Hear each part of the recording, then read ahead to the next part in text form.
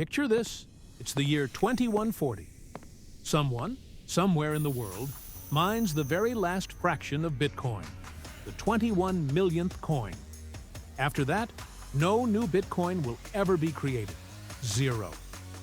But here's what most people don't realize. We're already 93% of the way there. Right now, only about 1.3 million Bitcoin are left to mine. That's it. So what happens when there's no Bitcoin to mine? Does the whole system just shut down? Today, we're diving deep into Bitcoin's endgame, and trust me, it's way more fascinating than you might think. Section 1. The Bitcoin Mining Story. Let me tell you a quick story. Back in 2010, a guy named Laszlo Hayek made history. He paid 10,000 Bitcoin for 2 pizzas. Yeah, you heard that right. 10,000 Bitcoin. Today, that's worth over $600 million. But here's the wild part. Back then, Laszlo could mine those 10,000 Bitcoin in just a few weeks using his regular home computer. Fast forward to today, and things are completely different. See, when Bitcoin first launched in 2009, there were people called miners. These are the people who validate transactions and secure the network, who earned 50 brand new Bitcoin every time they successfully added a block of transactions to the blockchain. Back then, mining was easy. You could do it on your laptop while watching Netflix. But Satoshi Nakamoto, Bitcoin's mysterious creator, had a master plan. Every 210,000 blocks, roughly every 4 years, something called a halving happens. The reward gets cut in half. So it went from 50 Bitcoin per block down to 25, then 12.5, then 6.25, and as of April 2024, we're down to just 3.125 Bitcoin per block. That's about $350,000 per block at today's prices. Think of it like a pizza. Satoshi started with a whole pizza, and every 4 years, he cuts what's left in half. Eventually, you're left with crumbs so small you can barely see them.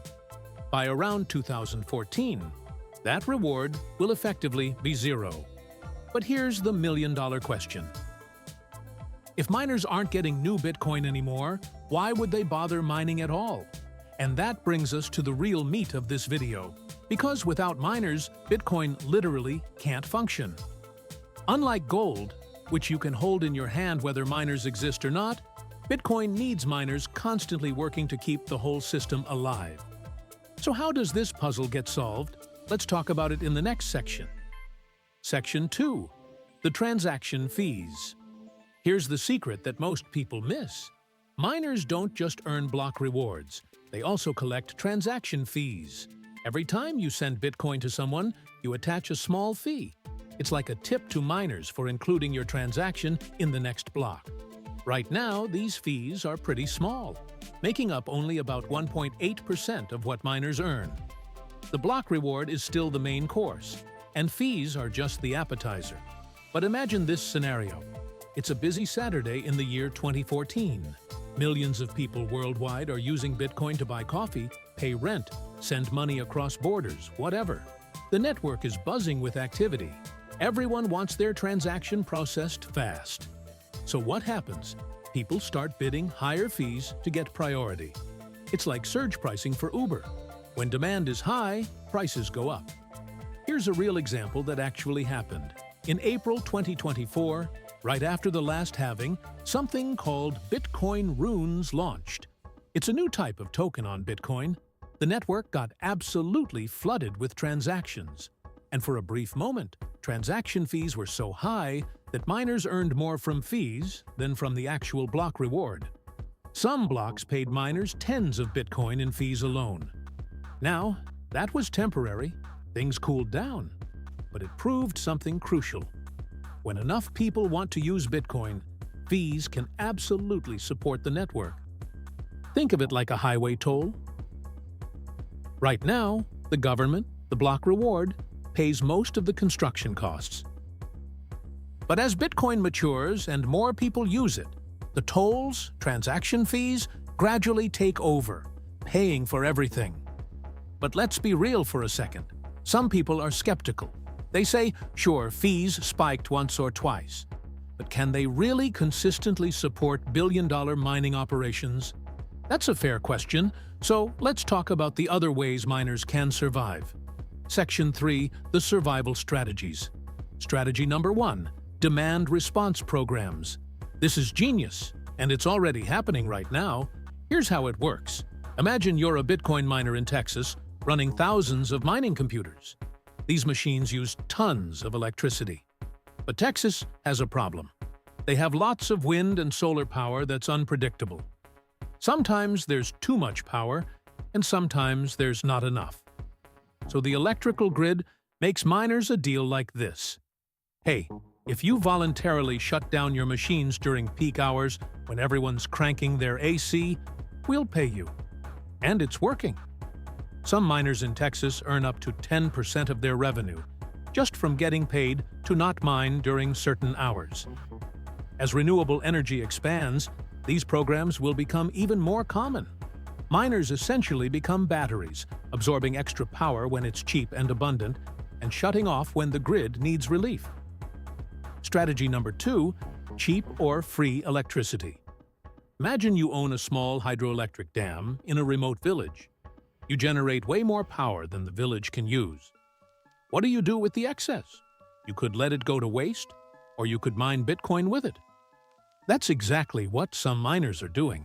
They find places with stranded energy, power that would otherwise be wasted, and mine Bitcoin basically for free. Even if mining rewards drop to almost nothing, these operations can stay profitable because their electricity costs are near zero. Strategy number 3, the self-interest play. Here's something people don't talk about enough. By 2014, if Bitcoin succeeds the way believers think it will, we're talking about major investment funds holding it, maybe even entire countries using it as a reserve currency. Picture this. A major nation has 10% of its reserves in Bitcoin. That's hundreds of billions of dollars. If Bitcoin's network stopped working, that wealth would evaporate. So what do? They set up their own mining operations to keep the network secure. It's like hiring your own security guards to protect your vault. Some wealthy Bitcoin holders might also mine at a loss just to keep the network healthy, because keeping their massive holdings valuable is worth more than the mining costs. Section 4. The Scarcity Factor. Now here's where things get really interesting. Remember how there's a maximum of 21 million Bitcoin? Well, that number is actually misleading. Studies estimate that between 3 to 4 million Bitcoin are gone forever. Lost? Vanished? People forgot their passwords, threw away hard drives, or passed away without telling anyone how to access their Bitcoin. There's a famous story about James Howells in the UK. Back in 2013, he accidentally threw away a hard drive containing 7,500 Bitcoin. Today, that would be worth over $750 million. He's been trying to dig through the local landfill to find it for years, but the government won't let him. Those coins? Lost forever. So really, instead of 21 million available Bitcoin, we probably have closer to 17 or 18 million. For a global financial asset, that's incredibly tiny. There are 8 billion people on Earth. If Bitcoin becomes truly mainstream, there's not even enough for everyone to own 0.01 Bitcoin. This is where basic economics kicks in. Fixed supply, growing demand equals rising value. Gold is valuable partly because it's scarce. Bitcoin is programmed to be even scarcer. Section 5. What's next? So after all, 21 million Bitcoin have been mined. Experts believe that the mining industry also evolves. It won't be the Wild West anymore. You'll probably see more professional operations, more institutional involvement, more sophisticated financial products around it. Some miners today are already diversifying. They're using their massive computing power and energy infrastructure for AI processing during times when Bitcoin mining isn't as profitable. It's called hybrid mining, and companies like HUD-8 and Core Scientific are pioneering it. So, will this actually happen? Nobody knows for certain. It's an experiment that won't fully play out until 2014. But based on what we're seeing now, the fee spikes, the creative survival strategies, the growing adoption, it's looking pretty promising. What do you think? Let me know in the comments. Don't forget to check out these 2 videos popping up on your screen right now. Make sure to like and subscribe. I'll see you there.